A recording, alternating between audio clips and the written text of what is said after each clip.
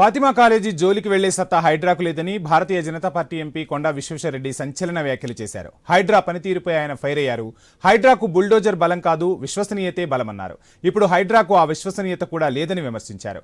MIM జోలికి వెళ్లే దమ్ము హైడ్రాకి లేదని ఘాటు వ్యాఖ్యలు చేశారు. పేద హిందువుల ఇళ్లు కూల్చడమే హైడ్రా టార్గెట్ అని తీవ్రస్థాయిలో మండిపడ్డారు. బిల్డర్లను ఆదుకోవాలి, పేదోళ్ళు హిందువులు ఉంటే వాళ్ళది కబ్జా ఉంటే తీసేయాలి, ముస్లింస్కి అయితే లొంగిపోవాలి. సల్కం చెరువు నేను నా సోషల్ మీడియా చూడని 8 ఏళ్ల కింద పెట్టిన ఆడ కన్స్ట్రక్షన్ అవుతుంటే సాధారణంగా చెరువు కబ్జా అయితే పక్కన ఈ చెరువు మధ్యలో కట్టిండ్రు. కానీ వీళ్ళకి దమ్ము లేదు. ఎందుకంటే ముస్లిమ్స్ వీళ్ళ ఓట్ బ్యాంక్. ఎంఐఎంకు భయపడతారు. ఎంఐఎం ఓల్డ్ సిటీని పాలించేది కాంగ్రెస్ ప్రభుత్వం కాదు, తెలంగాణ ప్రభుత్వం కాదు, ఎంఐఎం. ఈ హైడ్రా దానిలో లొంగిపోయిండ్రు. హైడ్రాకున్న బలం ఏంటంటే